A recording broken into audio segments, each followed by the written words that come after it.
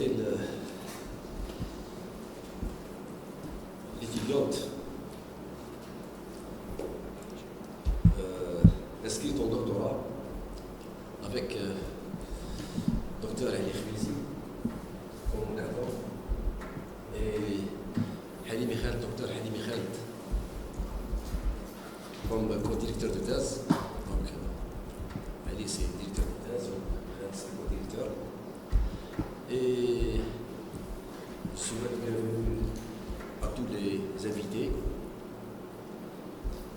et plus particulièrement les membres du jury.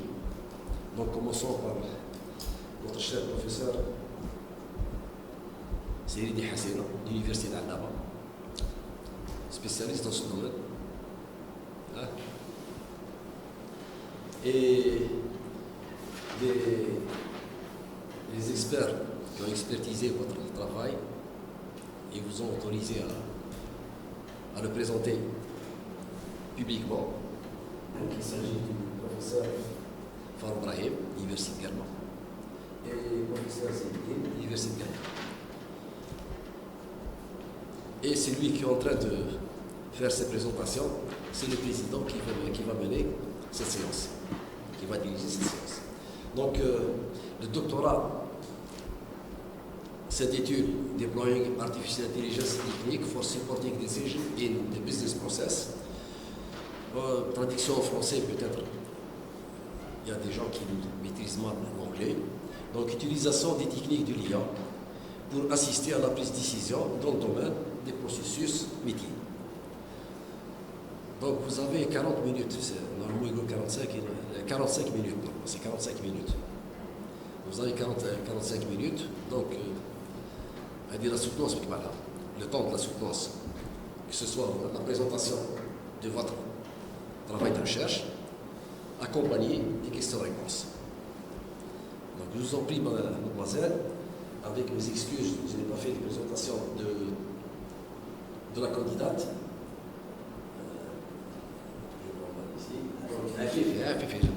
عفيفي شيماء. Donc عفيفي Shayma, je vous invite à présenter votre travail. Merci beaucoup, monsieur. So, greeting all the present parents, professors, and invited.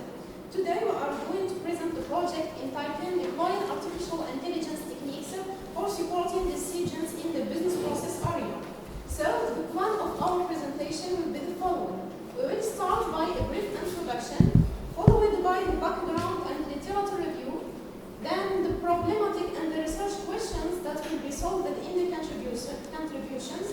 Finally, the conclusion and the future perspectives will be presented and discussed. So, to start, nowadays the information and the communication technologies as well as the artificial intelligence have exploded and used in the business process area, especially that is featured by a high complexity, especially when we talk about the decision making. So the goal now is how to use the benefit of this artificial intelligence tools in order to enhance the decision making in the BP field. So, in order to attempt that goal, we should first cover the following fields. We will start by the business process area as a pillar domain. Then the goal, which is the decision support systems, is what we wanted to do in this field, and the tools which are the artificial intelligence techniques. To start now, we will start by the business process area. So, the business process is only a set of activities undertaken or coordinated in order to attempt a specific goal. So, this business process model is the graphical representation of this BP, it means the business process, that was generated from the event log data. It means the execution data that contain a set of traces where each trace has a set of events featured by a set of performance features, for example, the begin time, the final time, the employees, and etc. However, when we have a huge quantity of traces, it means executions, we will get spaghetti models, where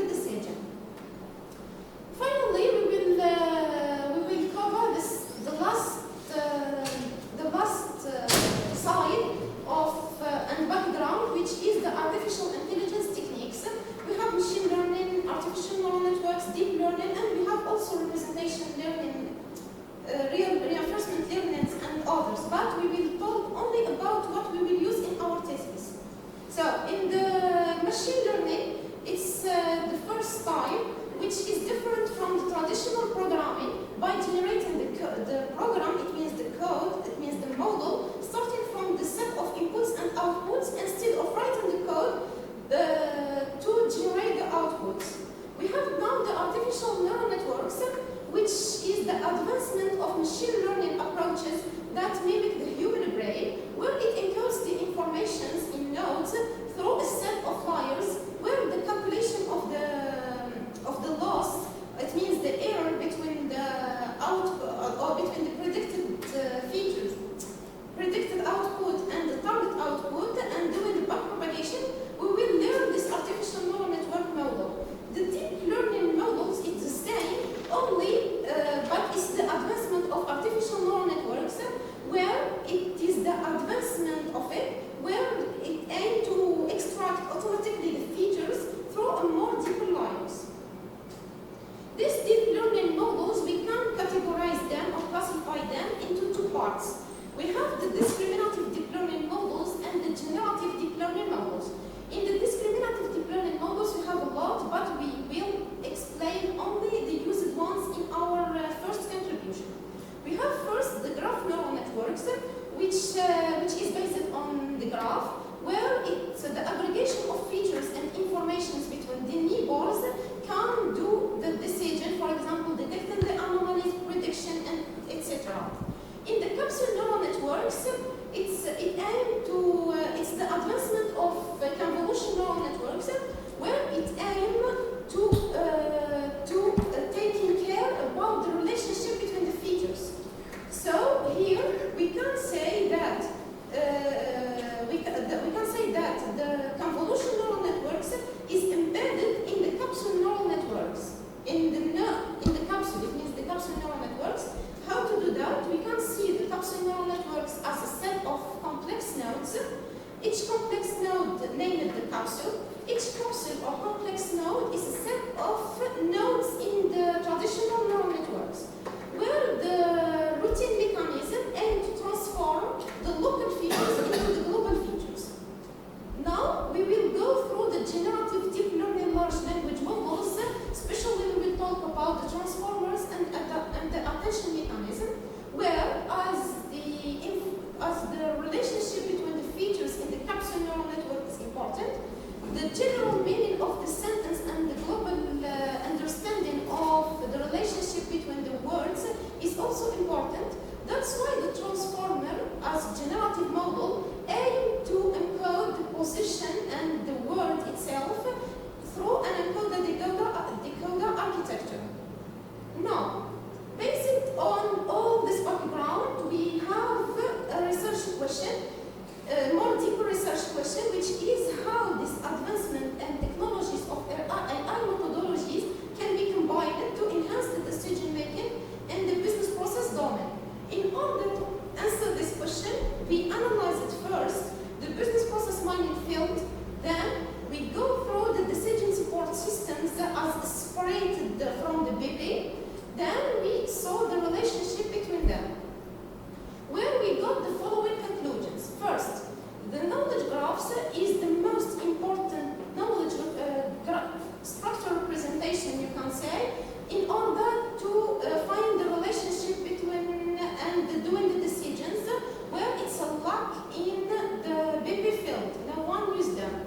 In the capsule neural networks and the graph neural networks can be the future if we want to find the interrelationship between events. We will talk about that later. And we have the chatbots, and which is the junction of the decision support systems and the natural language processing in order to take the decisions in the BP field. From these conclusions, we can say now how the chatbots and the knowledge graphs combined with the graph neural networks and the capsule neural networks can be the future of the decision support systems in the BP. That's why we split this research question into three parts. We started by the knowledge representation, then the deep learning model, then the chatbot. In the knowledge representation, as we said, it's the first step. That's why we saw that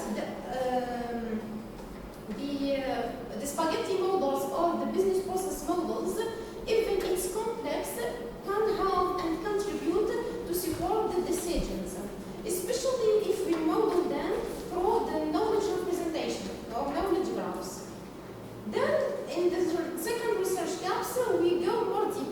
and we wanted to understand how this knowledge graphs can be embedded into customized deep learning model in order to take the decision.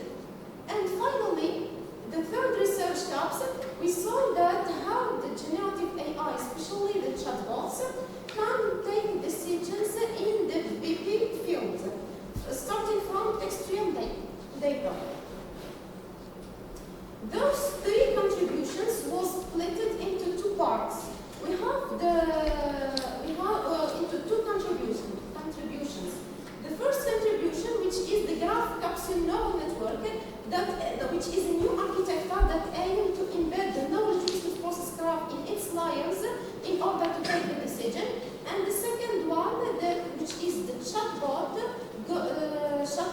based on the GPT 3.5 Turbo, because it's the well-known model, in order to generate the decision starting from the textual data. Now let's start by the first contribution. So, as we mentioned in the first, when we have a huge quantity of traces, it means executions. This data or event load data will result on spaghetti models. This model, even it's complex, all the researchers aim to optimize it, even they lost its performance. So it's a rich structure.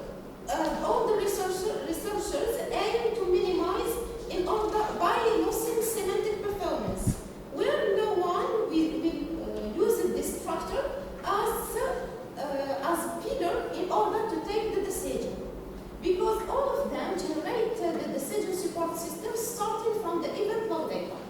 Outside the business process, we have the knowledge graphs are the most important structure to support the decisions. That's why we saw here that the combination between the two is important.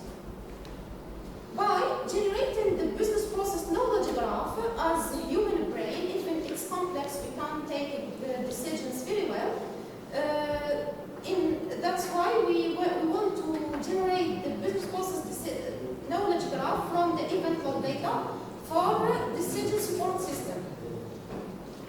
Now, the first step in this contribution is the knowledge business process graph representation, when we said, starting from the event load data, which contains a set of traces with a set of events for each trace, and as any knowledge representation, before encoding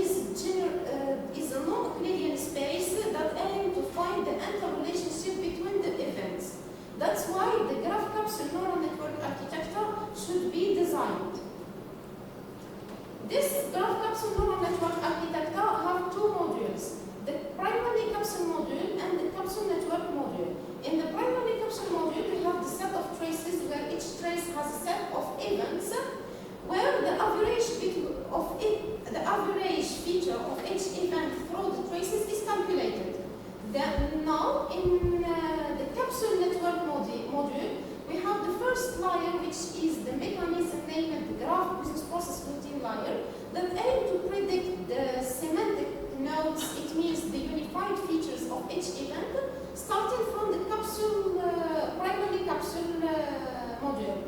Then the similarity between those, the target and the predicted features, is calculated to find the transition weights. It means the semantic transitions. Now let's talk about how this graph business process routine will work. It's simple. It's the combination of the squash function of the capsule neural networks with the graph neural network mechanism, where the primary capsule is the input.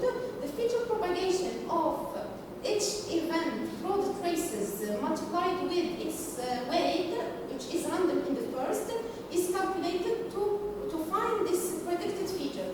Then the squash function aims to do what? The squash function aims to dispatch the graph where the features that are linked and similar together will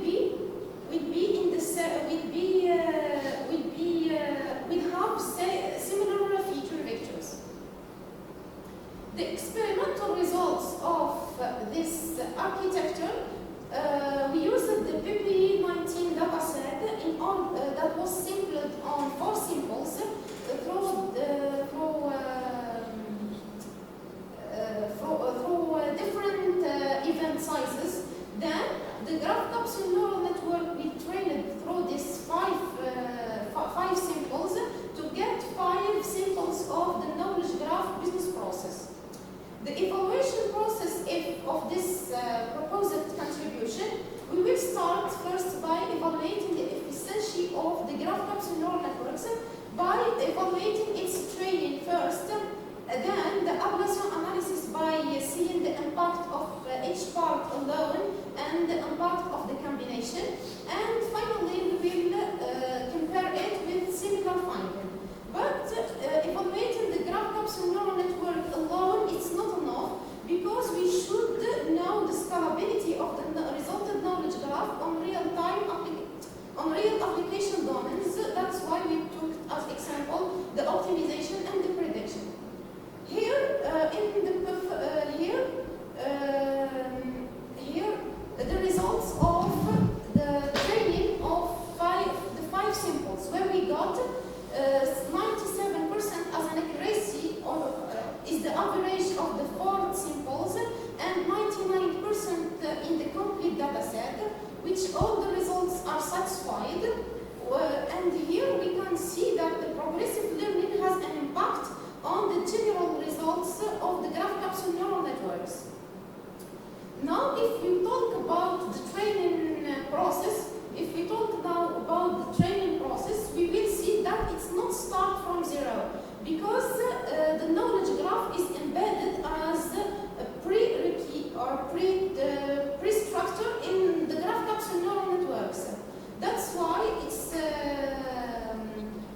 impressive results, but it's still lack of scalability that will be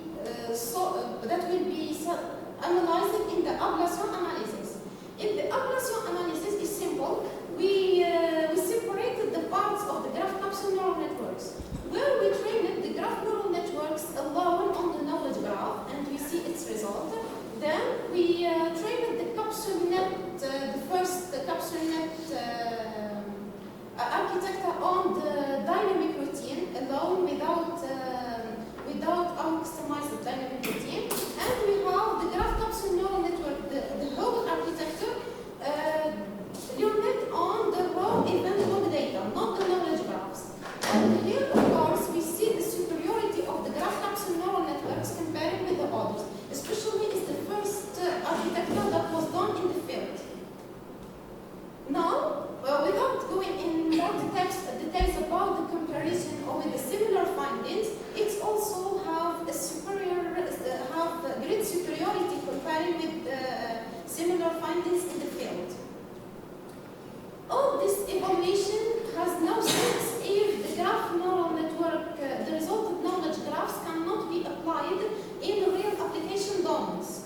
That's why we applied the resulted knowledge graph representation on 2 application domains, which are the optimization and the event prediction. Here,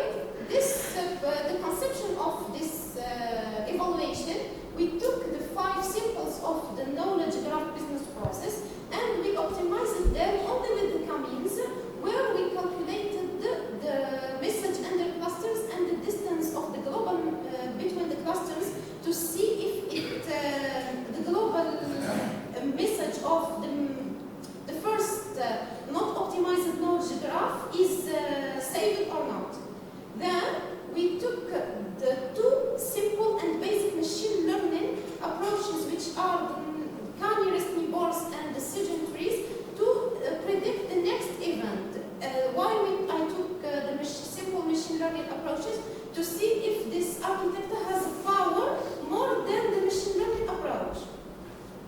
So the results of this scalability parts, we got that the first graphs are clustered or optimized with message under clusters of 66%, but this we can't accept it because what? Because the global message of the first graph was saved by and retained by 97%, which is impressive result.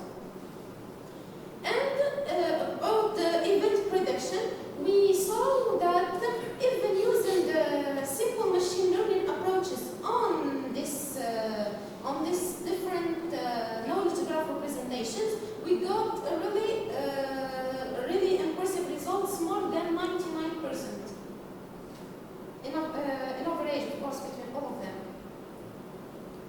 It's all about the first contribution.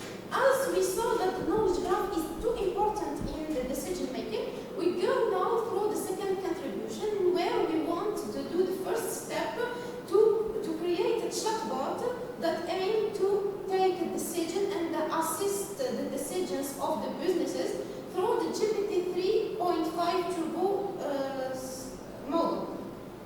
To motivate these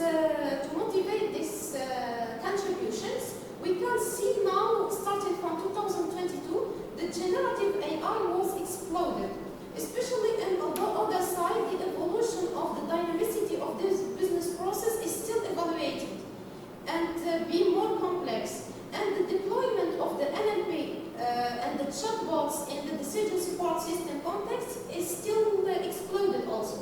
But the combination is still a lack or a miss. So here, even this combination can be beneficial because this chatbot will be 24/7 days availability and will be consistent, of course, and will have a cost saving because it's a robot, etc. So the model problematic is the following. We have the GPT 3.5 Turbo because it's the well-used ones. It calculates the loss between the predicted answers of the model and the target answers to where it will be trained by minimizing this loss between the predicted and the predicted and the target answers. It's only framework, it's not a new architecture, that's the first one. This framework has 3 steps. It has the pre-processing step where we clean it if we have noise in the data, etc. And we split it into 2 parts. We have 80% for the trained and 20% for the test.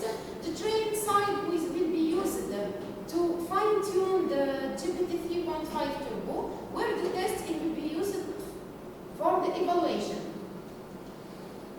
The results on the two data sets, PET and the BPE19, we got more than 99%, where in the BPE19, which is the well-known data set and well-organized one, have training accuracy of 100%. And here we can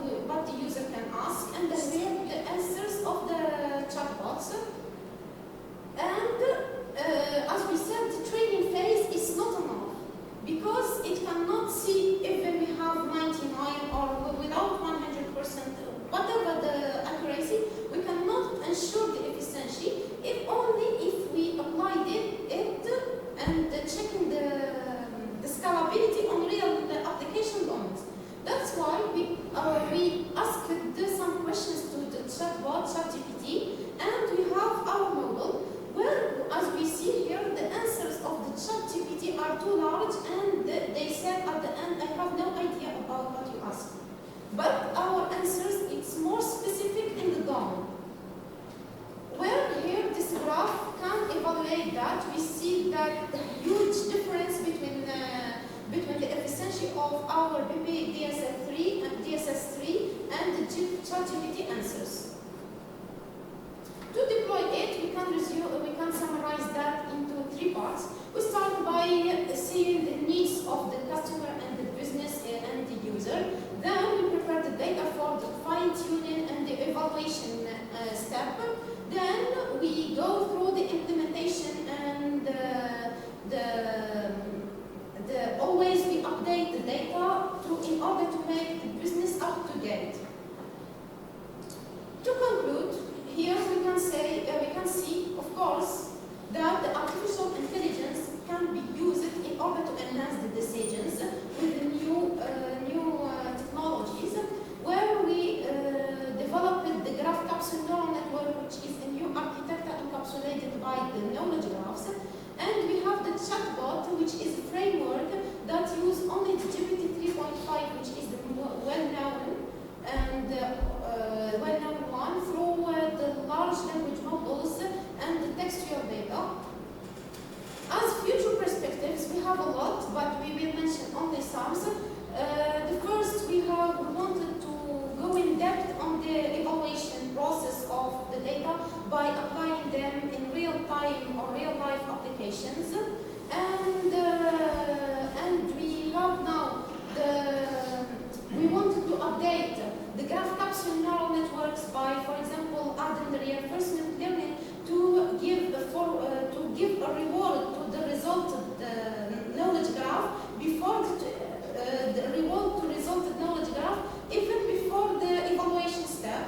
And we have the chatbot that will be evaluated by adding more security and the user